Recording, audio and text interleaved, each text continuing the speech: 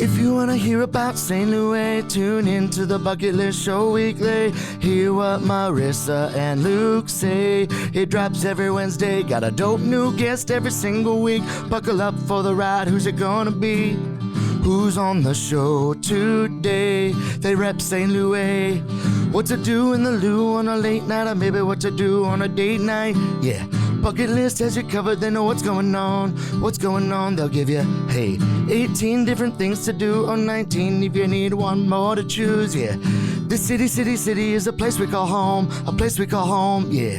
Welcome back to the STL Bucket List Show. Thanks again, guys, for tuning into another week. I am your host, Marissa Farrell. And I am your other host, Luke Farrell. And episode 47, guys, this is a big accomplishment for us. Thank you to Matt in the back on the ones and twos with Half Coast Studios, cooking up a perfect episode that we put on YouTube, Spotify, Apple, Google Podcasts, all the sources. All the sources. And a huge shout out to the Regional Arts Commission of St. Louis. They're the largest public funder of arts and art institutions here in the city. And when you support art, you support St. Louis. That's right. So today for episode 47, we are welcoming Russell Ping. How are you? I'm good. Thanks for having me, guys. Yeah, good. We're so excited to have you.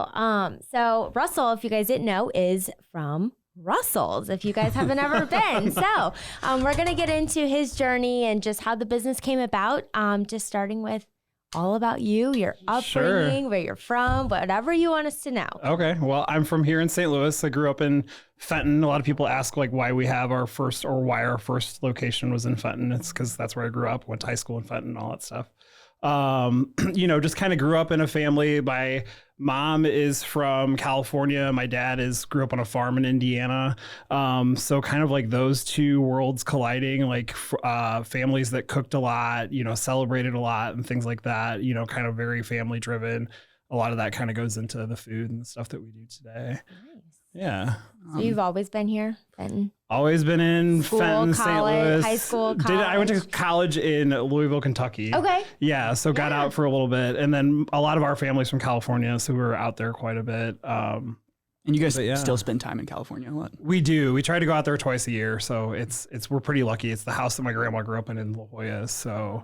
Yeah, we get to go out and have a good time there. Same house that you guys... Same house. It was the house that she she went to the high school that's like one block away from there. And like when she grew up there, you could see all the way down to the beach from their little tiny house in La Jolla. So yeah, we're definitely lucky about that stuff. It looks nice from the pictures. 'Cause like in other situations, if you wanted to rent a house like that 2 times a year, it'd be a whole different story. Yeah, well, it's for rent, so you can go on and check it out. We need a vacation. Yeah, we'll drop the link, guys, because we're gonna book it out. Betty's Beach House.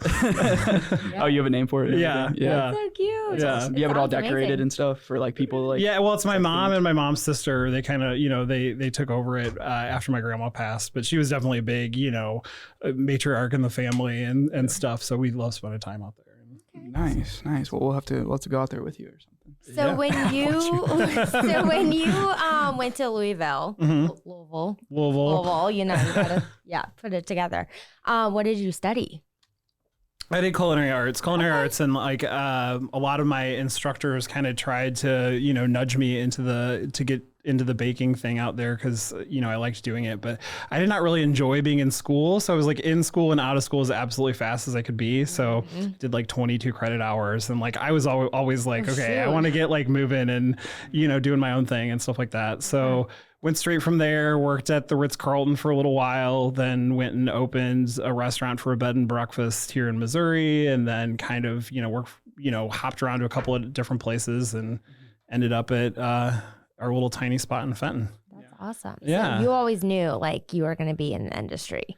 Yeah. I mean, I think like I had my first restaurant job when I was like 15. And that was back in like the late 90s, and it was just kind of like a crazy restaurant world but you kind of like, it's wild, but you kind of get sucked into it. And then it's like, yeah, you it's feel something so accomplished. Like when there's a rush and you're like, wow, it's been like 2 hours and it feels like, I just did all these things. It's amazing. Yeah. So, just kind of got sucked into it and, always knew, I mean, like it's an industry that you have to like work your absolute butt off in. So I would rather work for myself than, do it, and do my own thing. But it's definitely been a So journey. You worked a job when you were 15. Did you have any other jobs other than hospitality? I lifeguarded. Oh.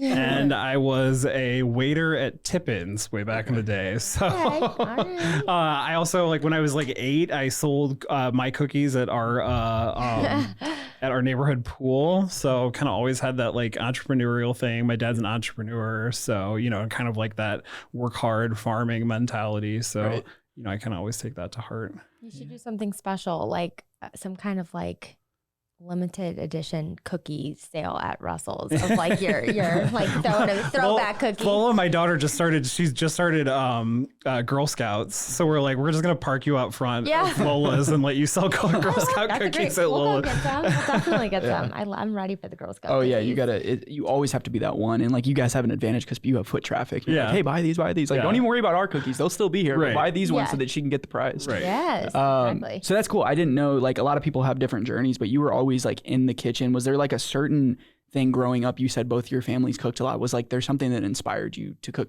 like when you were like, I love this? Or did you like cook for everybody? Yeah, I mean, I just kind of cooked for everybody. Like I was the one that, like, when we would do like family meals for us, where it was really important that we all kind of sat down and like had a family. We were all like, my brother and I did sports and did all the regular like high school things and school things and stuff like that. But we all tried to sit down as a family, and like I was always just a big part of like the cooking process and stuff like that, and always loved to do it.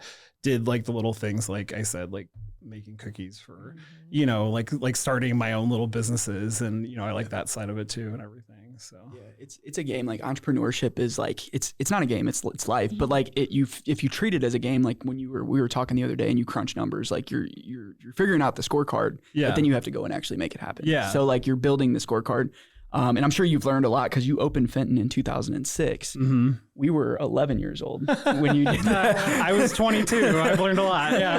That's what I wanted to talk about, because 22, I started my business when I was like 22, 23. I was going to say right around the same time. Yeah. And I think that I didn't know what I was doing at all. Yeah. I was super optimistic, and I was like, oh, this will be fine. Like I watched a bunch of videos and read some books, and I'm like, this will be cool. Like you were scared. You were a little nervous. Absolutely. To do it, absolutely. To take the leap, but yeah. When you open with your mom, but like tell us about that process. Like whose idea was it? Like what was it, you like asking her? Yeah, no. So it was more that it just kind of like came together.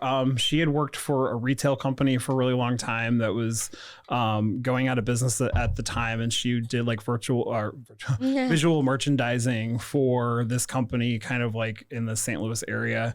So she knew that she was gonna have to find something different. I had been kind of in this crazy restaurant world for a few years, and knowing that I wanted to do something. And my whole idea was that when we first opened Fenton, I wanted to take some of these ideas that like I had learned from working in like really fine dining restaurants, and kind of make that into this cafe and bakery setting where, we're doing the same quality of food and all that kind of stuff, and like having that really warm or like really personable customer service, just kind of on like a really small scale. So like I think people at the beginning thought it was like kind of crazy because we're tucked away in this really like, frankly, a really crappy location in Fenton. That's just, and it was just like, what are you guys doing selling $45, at the time it was a $45 cake, but like that was what we were into. And it was like kind of always known that like, we'll just keep continuing to like drive quality.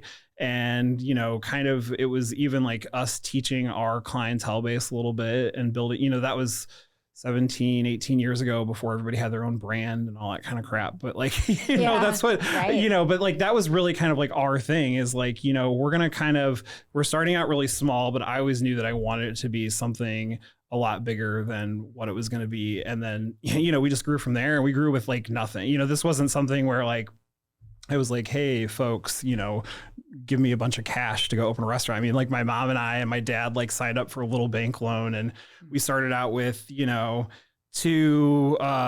one convection oven, a little 2-burner electric range, a cash register from Sam's.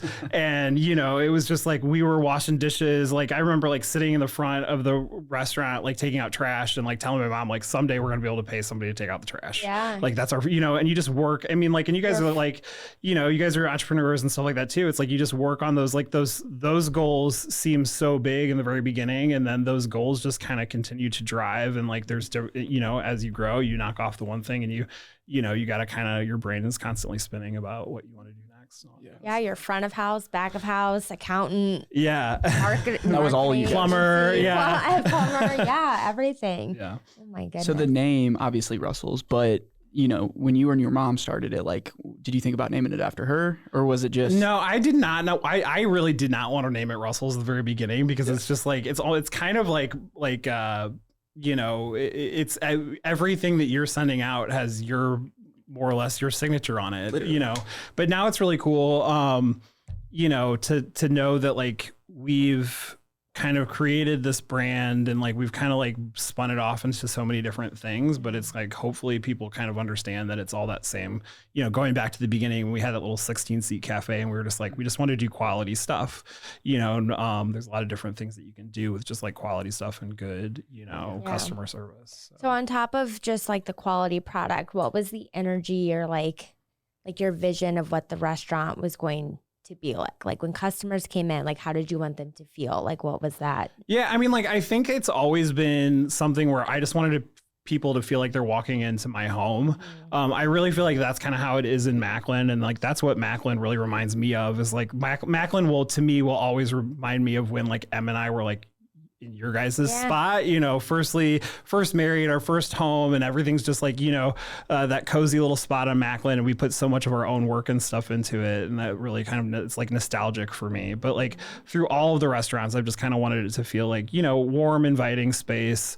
You know, we're not like trendy, but we, you know, try to stay on top and keep current without being overly, you know, trendy or anything like that, and just kind of keep driving from like those core values of, you know, just, you know, quality and like, you know, there's stuff too. Yeah. Now I'm going to run off on a tangent now. Do it, go but there's so much stuff now with like, you know, since COVID, so many things have changed in the restaurant industry and stuff. And like one of the big things that's changed is like people are now saying like, oh, the customer's not always right. And like, you know, so we see some service kind of like fall a little bit since post-COVID. And I think it's really important for everybody in this industry to still like understand that like we are still in the service industry. So we're here to make people happy, and we're here to make people, you know, feel warm and invited and make good food for people. There's been more and more people that will like speak out about it. And I think social media aids to that as well, because you know, you'll have a restaurant like call out bad customers that say stuff, and it's like back in the day you would just try to like make them happy and then move on. But now it's like, let's call this person out. Yeah. Let's have everybody go off in the comments. It's like no. But I mean services, it's been different for sure. I remember like, because we love like going out to eat, and like during COVID was like a really sad time because I'm like, nothing is open. I can't go anywhere. Like, and then you're just locked in the house. Like when we came out of it, we just had that more appreciation for like we have the opportunity to go spend $50 to $100 on a meal or whatever. I mean, and it's more expensive to go out now, and it's definitely the environment has definitely changed. But like, I think if like restaurants as a whole just remember that like, you know, you did get in this to be in the service industry, and you did get in this to make food for other people, and like, you know, like that's like that little blurb from the new Lola's website is like, you know, like. We really like, you know, in all seriousness, we're here to make people happy. So we did, you know, and I think that's just kind of like, that's kind of those values that we've always kind of gone back to. You guys are definitely doing a great job, because every time, I mean, we live in the neighborhood. So we're at Russell's on Macklind frequently, and it's always like the service is always phenomenal. Oh, thank you. It does feel like you're in someone's home, like just from like the flowers on the table and just like I do all the flowers. You do? Yeah, I love. You should see the plants at Lola's. We have to go down there when you guys open on Monday. We'll walk down there because he sent me a picture of a bunch of plants. Yeah, but I think having those little touches of things that's like, you know, trying to go a little bit above and beyond, but like it's not overly fancy. Like we just want people to feel like, you know, they can come in and sit in front of the fireplace and be cozy and get good food. But the food feels fancy. Yeah. Like when we do dinner on the patio, I'm like, ooh, it's a fancy date night. But you know, and sometimes we'll just pick up like a cinnamon roll, or like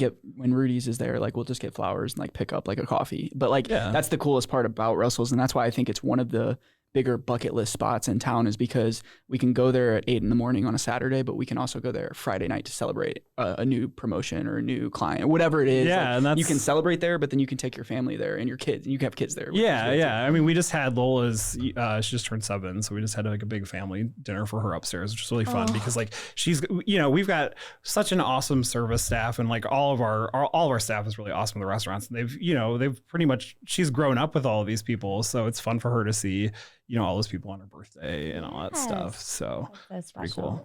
So at what point did you know it was time to expand from Fenton? Like how long was Fenton standing before you expanded to Macklind? So we had Fenton for, let's see, it'll be 17 years this year coming up, I believe. So we actually had just moved. So we started out with like this little tiny space 2 doors down from where we are now. The spot where we're in now used to be a Rack and Ellie's Pizza or something like that. And they went out. So we decided to move to the bigger space. And in that time frame, we were doing all that stuff. Em and I moved to South City. And I used to pick up coffee at Murdoch Perk, which is where Russell's is now, on my way to Fenton in the morning. And I went up one day and it was closed and there was a for sale sign on the window. And I was like, oh, we've got to do this. And we didn't have any money. We didn't have any like resources on how to do this. And we were like, we are going to figure out how to do this. So, and like I said, we had just like moved into this bigger space. We were not people that like have, a ton of like just resources on hand to like do all these expansions. We really got to figure out like how we're going to make it happen. So that was just like, and I think that's part of like, with you guys too, the entrepreneurial spirit. And just like, if you know that you want something to happen, you just figure out how to make it happen. Before, and then but like it's special because you walked in there, you're like, I need this space, and you had to act fast. You couldn't just think about it. Yeah. Yeah. And it's just like, so like that. What year was that? That was, it'll be 10 years. 10 years ago this March. So, yeah. 2012, 2013. Yeah. So, and it was just like, that neighborhood, it was just like, there's so many people in that neighborhood that are kind of in, that demographic that are going to be doing brunch and going to be stopping by for coffee. But then also it's like kind of evolved into this I really like the kind of just like neighborhood restaurant, for dinner, people can kind of walk in. Just feels very homey to me. It's the best. It reminds me of like Gilmore Girls vibes. Like it does. Like I love our neighborhood because you can just walk to any coffee shop or like it's just everyone's walking and families are, pushing their kids in the stroller and walking their dogs. And it is very. It does feel like a movie because we're originally from the suburbs and like you don't have that. Like you have to get in the car to get anywhere. So go anywhere. Yes, yeah. I mean, we're like, so you guys are a little bit farther out from but I grew up in Fenton. So it was like, the only times that we would go anywhere towards downtown was like go see a ball game or something like that. And then like we didn't, until really, I was out of school, I didn't really know about this whole area kind of in between the county and, what was going on downtown. And there's just so many cool little neighborhoods down in there. And more, like more than ever, like there's just like each different pocket, like and like you guys are like a pivotal point in that neighborhood because I don't know if there was anything else there. Yeah, it's been really cool to see other things kind of grow. I mean, the Mac's always been there, and it's always been kind of a fun spot, and that was like, now. Yeah, and then that's the kind of stuff that we've really seen grow. Like it was cool to see, somebody come in and buy that building that was basically falling down and turn it into the really beautiful Clementine's building, and see other stuff going in and up and down that street. It's pretty cool. Yeah, it's like it's a business district now. It's like they have. We used to call it a business district when it first started. Like we had this little team. It was like, okay, we're going to be Macklind, and it was kind of like the sad little business district. And now I feel like it's like for real, So it's pretty cool. There was like 4 people, and they're like, all right, let's get it. Do you guys do something with Macklind days? We do. I mean, we've always been involved in some way. So we usually set up a booth out front and sell stuff. It kind of depends on the year and how much service staff we have and all that kind of stuff. Because I used to try to do as many of those events as we possibly could. And now it's just like, it takes a lot of effort to do all those events, but we try to do as much as we can. Have we ever been to Macklind days? Yeah. Are you sure? Well, I haven't. Maggie and I There's always there. You always used to work on the weekends. Yeah, because I used to work at Salt and Smoke over in Hampton. So I'm like, we've been living there for 5 years now? Yeah, it's 4 fun. years. I haven't been. Yeah, it's always good. Yeah. So tell us about, all over your website, all over, your social, it's like, local quality products is a priority for you. Yeah. you pay more for them, I'm sure sometimes. Yeah. But like, why is local and quality like so important to you? Is that just what you've always done Yeah, I mean, I think it's all like, you do it to a certain extent. I mean, there's certain things that like you're just not going to be able, we want to use like, we're in a cafe and bakery setting in Fenton. We're in a more full service restaurant setting at Macklind. We want to do stuff that's seasonal. So everything that we have on our menu is pretty much seasonal for the most part. We're not uberly crazy about getting, absolutely everything local, but as much as we can get local and as much as we can support other businesses. And I really like supporting other entrepreneurs in the area too. So like, Eat Here, STL, or sorry, but like there's, why is that skipping my brain? But yeah, Eat Here, and like, they kind of like go out to a bunch of the different farmers and they kind of create like a jump off point where like you can buy from them and it makes it a lot easier. But then other things like, just supporting like, the bread companies that are here, like we do everything from Breadsmith and from Union Loafers. We get our coffee from Caldi's. We get our meats from Wenneman over in Illinois. Just kind of like supporting, the community around us, I think, and then they support us, and it, that's really important to us. Circle. Yeah. The whole circle. Yeah. Yeah. That Union Loafers bread. Union Loafers bread is, we're obsessed with I'm it. obsessed. Yeah. I think about it way more than anyone should. I don't know. It's crazy. It's so good. Yeah. Now I'm dreaming.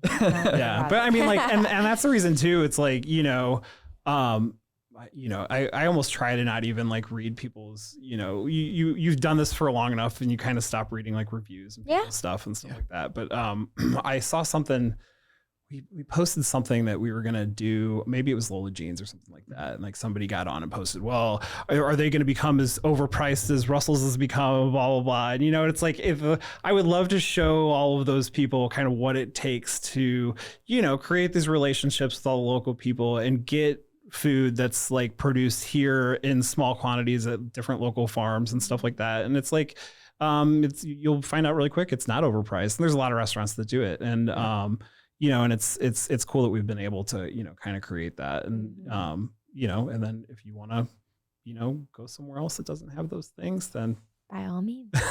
Or like the time it takes to create or bake something. Yeah. I mean, and everything that we do, like that's the most important thing to me, is everything that we do in-house is done we do 99.9% of everything in-house. So like in Fenton, all of the baked goods that are made in Fenton are made in Fenton. At Macklind, all the baked goods that are made at Macklind are made there. And it's by, the small team of 4 amazing bakers with me kind of like just, throwing new ideas at people all the time and driving them crazy. But, we've grown that really great staff. And, but yeah, it takes a lot to make it all happen and make it all come together. Is your brain always spinning? My brain is always spinning. I'm always bugging Em with new ideas that I wanted to. You just keep like a pen and pad next to your bed at night. He's actually got a cool like little, what's that called? Like a graph paper? I don't know why, but I really I like everything to like, I'm very like ADD, but like when I write, I like everything to be in order. So I always use graph paper whenever I write notes, and I've got like 5 million notepads all over our house of different things. And Em's just like, okay, like I'll be like, okay, I got this new idea. And she'll be like, kind of roll her eyes and be like, okay, well, you might need to type them because you end up losing them when you write, but there's something special about actually like writing pen to paper. I think there's something that like when you have when you have an idea or you want to do a menu thing, or you're like, you have this creative idea, like when you process that from like your brain to actually like writing it down, like it's kind of clicks a little bit and then you kind of get rolling. It's crazy. Like when you sent me that menu, like the Valentine's Day one, like it was like this such in-depth menu, but like you probably like put that together like within like I did it 20 minutes that morning. So it's like being able to do that, and like obviously that takes skill. Like you've been doing this for 20 years, or even more, I guess, if you count like culinary school, all that. So and those are the kind of things that are really fun, like to be able to sit down and just be creative, or even like that cake list thing that we threw out, and like saying, like, oh, here's a bunch of cakes that are inspired by, restaurants that we go to and stuff like that.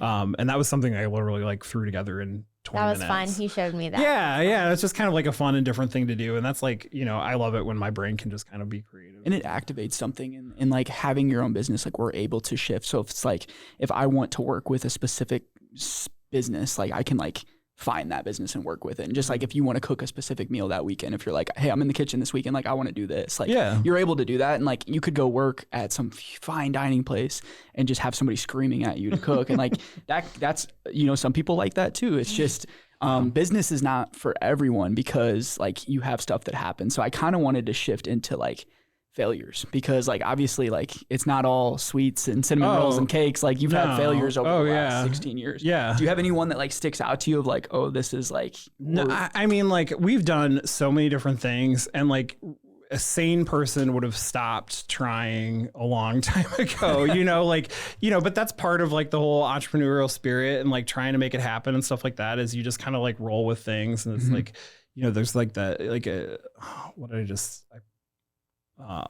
you know, your worst of your yesterdays or your best of the yesterdays are worst of tomorrow or something like that. Worst of yesterday is the best of today. Or I don't know. I don't know. But we'll anyway, like we'll fact check. Yeah, we'll fact check that and then just cross out what I said. But like we have, there's, you know, been so many failures along the way. Like I said, we don't have like we've gone into so many projects not having the funds behind us to actually do it and just been like, well, shit, we're just gonna figure out how to make it happen. Right. And you know, sometimes that stuff works and sometimes it doesn't. I mean, like.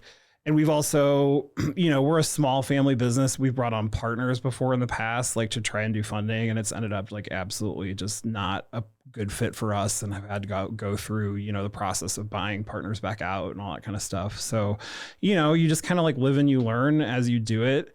But now we look back at it and I'm always like, you know, I could write a book. I will write a book someday about all of the craziness that has happened. And if everything had just been easy since we first started, then the story wouldn't really be that interesting. You know what I mean? Like if it had just been like sunshine and rainbows and butterflies, then you'd be like, well, you're just kind of not that interesting of a guy. It's just not you know, but you know, and I was just talking about this to somebody the other day. We were swapping stories about restaurants. And I remember like when we first opened Macklind, I was going to do this big family table dinner. And we had all of the staff from Fenton. We had all the staff from Macklind. And I had invited some media people from like Sauce and Feast Magazine and stuff like that.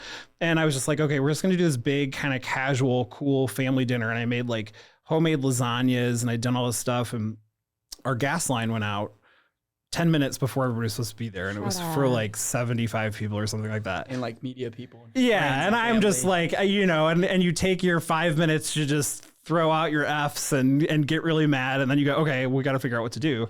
And that is one thing that like, I think that me and, you know, my family and my wife are all really good at doing is like, when we kind of come into those situations, it's like, okay, you know, we can scream and yell for 5 minutes and then we just need to figure out how to make this work. So we had this was before we put the bar in and everything upstairs at Macklind. So there used to be an apartment up there. So I cooked dinner for like this entire huge group of people on a 4-burner gas apartment range. Yeah, upstairs. And it ended up being like, you know, and we just poured everybody more wine to make sure that they were, you know, everybody was having a good time. And like, it ended up being great. And it's just like, if that night had just gone off without any hitches, it probably would have been a lot less stressful, but it makes for a much better story later on. Yeah. Oh my gosh. Absolutely. So working with your wife and your mom and how do you guys manage that in terms of like, you know, be honest too. Supporting each other, but also like, sometimes there's some of that because we have that. Like, it's like, I don't like that idea. Well, and Em is a fourth grade teacher and she's a fantastic fourth grade teacher. So like, you know, but she also is just very supportive. She's kind of like my rock person that I can like throw all my ideas off of and stuff like that. And she's way more social than I am. So she loves like the front of the house and talking with everybody and all that kind of stuff. And I kind of like to stay in the back of the house. So we kind of like, you know, separate. So you're saying we should have got her on the podcast? Yeah. Is that what you're saying? Someday you can get her on the podcast. She'd have just as many things to say. I mean, and then like working with my mom, you know, it's like, you know, there's like, we've always been a really close family. I mean, like she kind of manages the front of the house and is kind of does like the CFO side for the Fenton location. And I've kind of taken over the operations at the Macklind location. And then I kind of have like if you wanted to put a hat on me, like director of creativity or whatever you want to say, kind of over the whole brand as a whole. But, we definitely work it out. And then like, there's, good. And I would say the only bad side to like working with your family is like everywhere you go, you're constantly talking about work. Yeah. So we'll go on a family vacation or something like that. And it's like 15 minutes into it, you're hammering out work stuff again. Is there someone who's like, okay, Kat, like, is there someone who like checks? My dad. Okay. Like, enough. Stop, guy. Enough. Yeah. Like we always try and do that. Like, okay, like, or like you forget that everybody else around you is not as into it as you are. Yeah. Like, so you guys might do the same thing. You sit with a group of friends and you just like automatically start talking about like just the craziness of work and what's going on. And nobody cares as much as you. Yeah. Or like they're all just have a 9 to 5. So they're like checked out or whatever. Or like I would like if you came to like a work thing, like it just being in a group of a bunch of teachers. Yeah. You're just sitting there like nodding your head while we're all like, oh my God, that, like you just want to talk about work. So, yeah. So you all made a huge pivot like during the pandemic. So like you started to sell your gooey butter cake online. Like what were you thinking? Were you like, I have to do this? Or was it more or less just like, I have to find a way? It was kind of it was kind of a, what do we just need to do for the situation? Because the biggest thing was that we didn't want to let any of our staff go because we've got, like I said, it takes a lot of work. I mean, like, a lot of work to get really good staff and maintain that really good staff and make sure that your staff knows that they're really good staff and that you want to keep them and everything. Sorry. So it was just kind of like, we had just closed Chesterfield because that opened up right before the pandemic. And then during the pandemic, our landlord in Chesterfield just did not want to, negotiate a lease with us. So we had extra people. I had extra time and it was just kind of like, let's just see this. Let's just put it out there and see what happens. So like I sent a few gooey butters to like my cousins and people out in California. Hey, did they ship? Okay. Let's do it. And we ended up we sold to all 50 states. I think we sold $100,000 worth of gooey butter in the first month. That and like that's not me like bragging on numbers. It's just like it was absolutely amazing. It was absolutely amazing how much we sold, and we were literally and this was coming out. So that was that amount in 1 month coming out of 4 ovens from our Fenton location. Like I was literally baking and our team were baking like around the clock. And then I think I told you this, like we were sending out things on Facebook, like anybody that knows us that wants to come and like drive and drop off gooey butters or come package them. Like we had all these random people and we had just taken over that other little spot in Fenton. We just turned it into a production thing. And like, it really, really kind of, was a big boost for us during that really hard time, and it's grown into, that grew into this wholesale business where we're now selling to Schnucks and we're selling to Fresh Time and hopefully selling to some other grocery stores in the next, 6 months to a year. So it's just kind of crazy, like how, I got so tired of saying pivot during the whole, COVID thing, but like, but at the same time, it's crazy how like those little things is like an idea can turn into like, that's become a whole other business. So it's pretty cool. And you mentioned the wholesale business, but like without that pivot, you wouldn't know that like you could like sell them a certain way because you probably just sold them fresh they're always fresh, but like you probably didn't sell them like frozen like you No, and we didn't start selling them frozen until we went into, started trying to get into the grocery business. And then that was kind of like, okay, well, how do we get this product? Schnucks wants to buy pallets of these at a time. So how, we can't really sell a pallet of something at a time, to one location in Schnucks. So let's, sorry, let's try to freeze it and see how it does. And it ended up being great. And, so now like Schnucks, we deliver to their cold store, location, and then it's going into all their, all their stores. Now we're actually selling fresh at Fresh Time. They're not frozen there. So you see them kind of like out in the middle of the store a little bit more. And we have seen them. Yeah, the sales are going really good with that. So yeah, I heard they were buy some gooey butters at Congratulations. Fresh Time. Get you a gooey butter cake. Yeah. Gosh, I love gooey butter cake. I haven't had one in a while. Yeah, we've been trying to be healthy. It's like January, so yeah. And then as soon as February hits, everybody will. Yeah, Valentine's Day comes and it's all downhill from there. We'll treat ourselves. Yeah. So talk about a little bit how you guys do some special, like you do special occasion, like orders and not catering necessarily, but like people can buy like sweets and stuff. Yeah, like tell. Yeah, like most of this business started on kind of the bakery end of the business. So we've always done, for every holiday, every big event, we open up online sales now and we sell everything online for store pickups. But that's always, it used to be, everybody would just call into Fenton and order, but we do a lot of that business now. And people can order all the time. I think that was like one of the things that, like, one of my first ideas when we opened Russell's in this tiny little space was like, we were really big into the baking thing. And like I said, we were selling $45 cakes, which some people were like, whoa.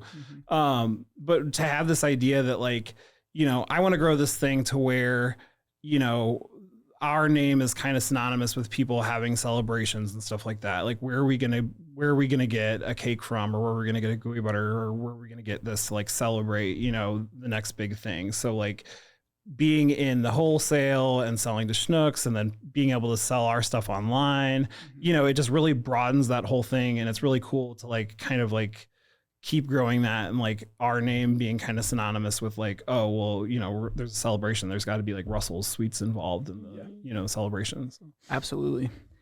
So, another, new business you're opening is this pizza place, but this used to be something else. Yeah. So as of this episode coming out, you'll be at work when this comes out. But I will be at work when this comes out. But tell us about, Lola Jeans Pizza, and just kind of the concept behind that and like what people can expect from that. Yeah. So Lola Jeans, for people that know it, started out as Lola Jeans coffee.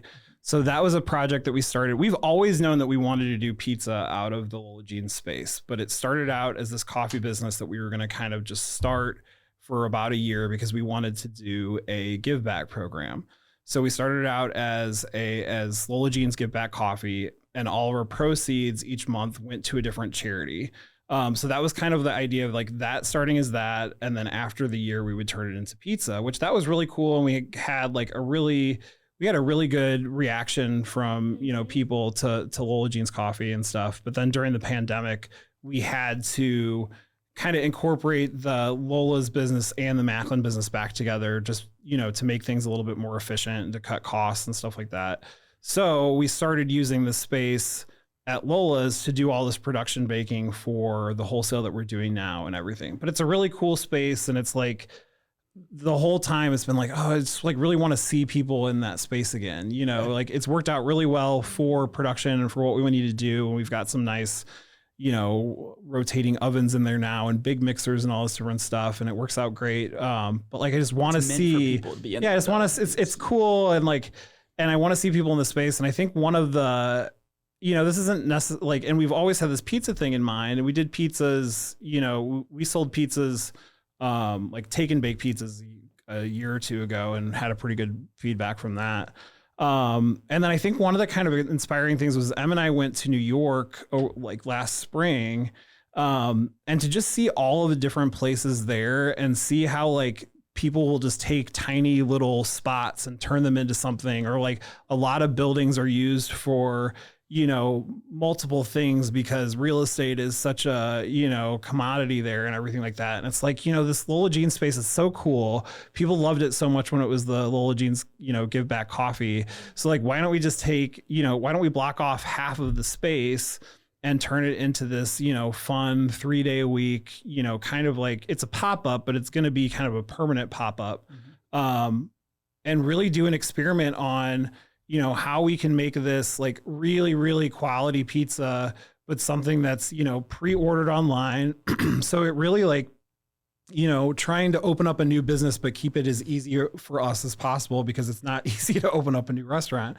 Right. So we kind of joke about things, but like, part of this whole thing now is like, I used to jump on all these things and just be like, I'm just going to work 24 hours a day, and whatever. But now we've got a 7-year-old, and like, we've got a family, and it's like, it's not as easy to, just say I'm going to open a new business and I'm going to put 100% of all of my attention into this because we've got other businesses going on and stuff like that. So it's like, how can we do it so we can do it and we can, open it up 3 nights a week and do a pre-order. That gives me really good control on what's going to happen in the kitchen, and I can really have my hands in the kitchen. I'm planning for the first year, basically, for me to pretty much be the one that's back there doing pretty much everything. Right. And M being up front for service. And it's just kind of like that idea. We started kicking that idea around, and it's like, just sounded like it was something cool to do. And, we've started to put it on social media, and we've got a huge response to it. Quick. Yeah. I mean, and it's just like, it'll be fun to see people in that space again, because we're not doing service in the space, but we've got the space set up with kind of like funky old loungy furniture. And the idea is like, people can come in and they can get their pizza and they could sit down and eat their pizza out of the box if they wanted to, and like have a good time. Or we'll open up the patio in the spring, which is really nice. And like, it's a gathering, it's another gathering spot, and another way to see people in that cool space.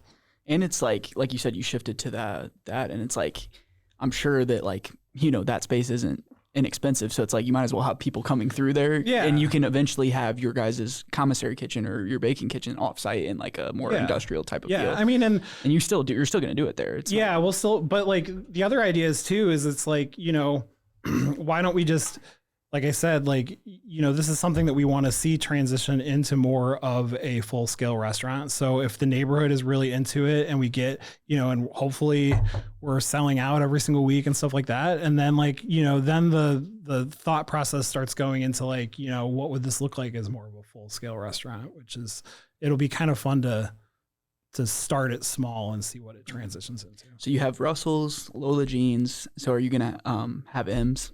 Or is that the next restaurant? I don't know if she wants a next restaurant. She's like, their daughter's name is Lola. I know. I'm like, Yeah. And your mom's name is Kate, so you'll have Kate's. Yeah. And then everybody's very original, very thought through. Well, and it's funny too, like it's funny how things change, because like, during the and I'm sure you guys have like, this is your 47th podcast, so everybody in here has probably talked about pandemic, and you're probably like, oh my God, I'm so tired about hearing about this effing pandemic. But like, a lot of people strive though. A lot of people strive, like, but so many, like we've seen, like so many creative ideas have come out of it. I mean, and there's been a lot of smart things that have come out of it. I mean, there was a lot of crap that came out of it and everything, but like, I really think, it's interesting now to look back at like kind of what I thought this business was going to look like 5 years ago before the pandemic hit. Cause we had just opened up the Chesterfield location.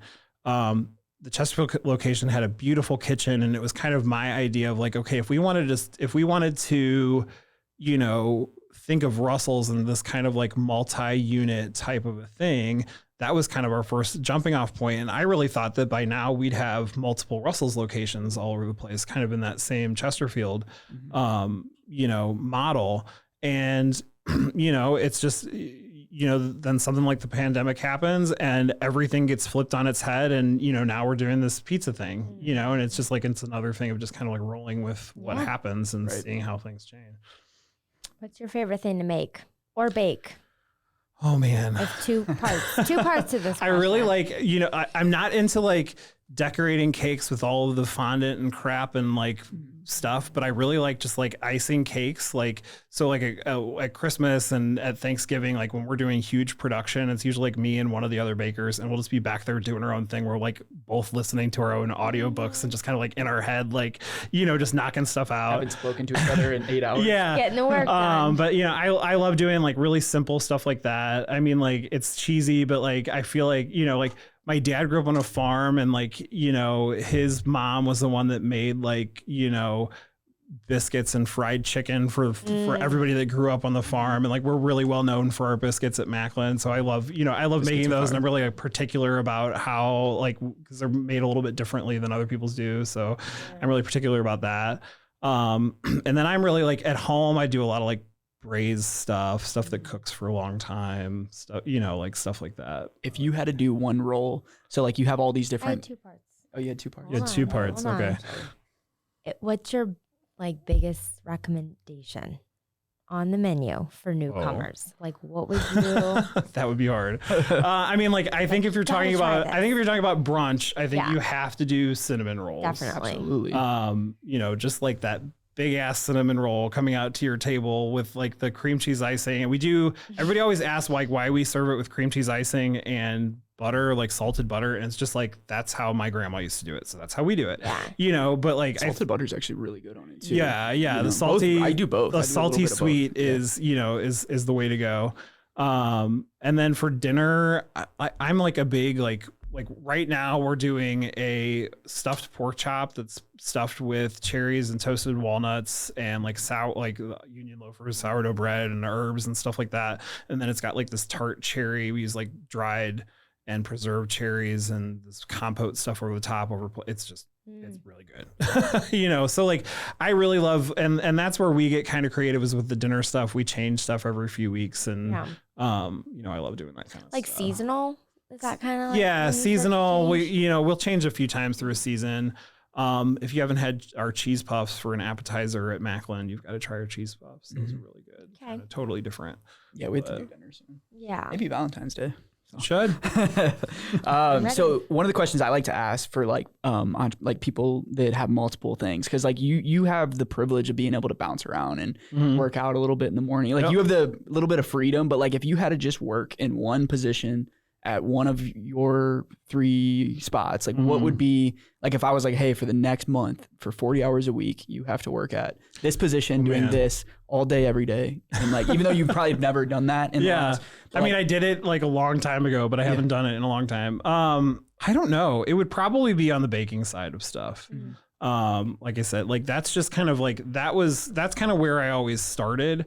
I mean, I love working in the kitchen, working on, I used to always think that like I was really young and now I'm doing like these podcasts with you guys that are a lot younger than me. And, you thought you were the young guy. And working on the line in a kitchen is definitely like a young guy's, thing to do. It's just like so intense. And, but like you definitely get a rush out of it. Yeah. Do I want to do it 40 hours a week for the next month? That's why we pay our fantastic staff. But I don't know. It's a really hard question to answer. Yeah.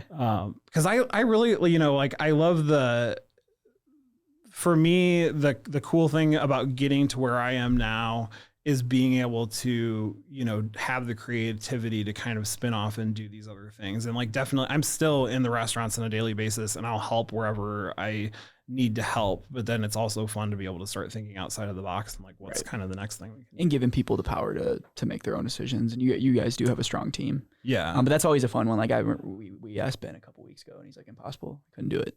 You couldn't imagine yourself in one spot again, because you've been, you're in this whole different. And that's like you just said, like, we really try hard to bring on that staff and then to give them a lot of their own responsibility and like take ownership in the jobs that they're doing. Like that's really important to me, and like not micromanage through what people are doing, but just kind of like, here you go, go for it. And, so it would be hard to like then come in and feel like you're stepping on everybody's toes, but which you might do subconsciously sometimes. Oh, I do that all the time. Bosses do. I do that all the time. Yeah. That's just how it goes. Yeah. Do you have any? No. So it is the STL Bucket List Show. We always like to wrap it up with the golden question. It is, what is your bucket list? So, this doesn't have to be like, oh, I want to do this, and this. It's just if somebody, let's just say you guys have a day off, no swim meets, no nothing. Like what are a few things that you guys would say is on your STL St. Louis bucket list? I mean, like we're always outside and trying to do stuff outside. I ride a bike a lot. I ride like a road bike a lot. So I would say like, doing stuff like, us all going on Grant's Trail and doing the rides there. Just eat basically. Where are you going? Like when we Where are you going for a date night? I love like a Cerro or a Chera. I never know how to say it, but that's one of our favorite restaurants. What is it? A Chero or a Cerro. That's ACER. Yeah. Oh, yes. Yeah. In Maple, but they've got like a 4-course. Like you can pick 4 things off their menu. And I just think their food's great. I mean, I love Louis. I'm really excited. I haven't tried out their new spot, the Wrights Tavern, yet, but I'm really excited to go over there. And then places where we can take Lola. So like Katie's Pizza and stuff like that, like, cause we're always just out and about doing that kind of stuff. I will say that we just did the the Hidden Valley tubing thing the other day. How is it? It was really fun. I was like surprised how much fun it was. Yeah, So yeah. Pop off. That's like a hidden gem. I can't believe People we don't. got his nephew like tickets to that for Christmas a few years ago, Yeah. and like I mean that's my aunt lives right there, and I'm just surprised that's something again we've never. I mean, done. it's so like it seems so silly when you go because it's just like. Did this, you go tubing? Yeah. Did you ski or no? No, I would kill myself. But like we were there, and then I'm like, okay, I need to buy a hill. This is my next business venture. Oh my god. They're that charging cool? $40 a pop for people to sled. Yeah, down this. right. They crush it, but we're in the Midwest. It's like Yeah. we're like, where else are you gonna go to have that type of experience unless you go to like? But it's like even better than regular sledding because it's like meant. It's a Yeah, literal I mean, slide. just but like stuff like that, like that's Oh, I remember that outside video. and fun. I remember the video. Like, yeah, like somebody you were videoing while you. I were was sliding. videoing That was Lola while sketchy. she was going down. That was sketchy. Yeah, That's awesome. yeah, but that was a lot of fun, and like just doing stuff out. Like we go to like Castlewood a lot Yeah. with our dog and get him in the water and stuff like that. So we usually like anything outdoorsy, anything around food. You know, is when we travel too. We just eat is like the whole time that we're traveling. So. Those are great suggestions that no one has Yeah, Hidden Valley. said before. Good. So yeah, Good. thanks for sharing. That's this. yeah, that is a really like. There's a lot of places in and around St. Louis area that like we being in the city, you don't realize it, but like you can go to Castlewood or you can go to these amazing parks, and like if you go an hour, you can go to these amazing rivers and go floating and like all this like outdoorsy type stuff. So it's really cool to see that. So Last question. yeah, what you go for it then. You're reading my mind. What advice would you give to an entrepreneur who is just starting off in their journey? Oh man. I mean, it's been like I've seen people that have worked for me and then have gone off to do their own thing and have done really well. So that's really cool to see. It's just like I think the biggest advice is that you are just gonna, you're not working any less just because you own the business. You're working a lot harder. You also have to show the people around you that you're, willing to put it in, whether that's, unclogging toilets or Go back to that. or I've obviously had some bad plumbing experiences. Yeah, this is those- twice now, guys. This is like that's the whole thing where it's like, people think of it. Always cracks me up when you see something on TV and it's like somebody that owns a restaurant and they like get home, they go to their really nice house and they like crack open a bottle of wine and it's all so like chilled out and Their house is like, clean. and their house is clean and everything's and it's like that is not how it part. is. Like guys that work on a restaurant line or like stopping at like any fast food place that they can get at 2:00 in the morning, and all that kind of stuff. So it's like, but like owning your own thing, no matter what it is, it's just, it's a lot of work, and don't give up the first time that you can't cry about it too much. You just got to kind of get up and keep going. Nice. Yeah. Perfect way to end. Facts. Yeah. Well, thank you guys for tuning in to another episode of the STL Bucket List Show. Go support Lola Jeans Pizzas. It's going to be sold out this week, but we dropped the again new, next week. I think the new menu will drop. Yeah, it'll drop tonight. So once you guys get it, just hop on the website, get some of that. And then of course, Russell's, and thank you for making the time. I mean, I know you're busy. Thank you thanks so for much, having me. Russell. Appreciate it. And Half Coast Studios, shout out to the back, and Regional Arts Commission for allowing us to put on this show every single week, because you guys listen, and we're just gonna keep talking to cool people and doing dope shit. So thanks a lot. Bye. Today they rep St. Louis, yeah. They rep St. Louis. They rep St. Louis.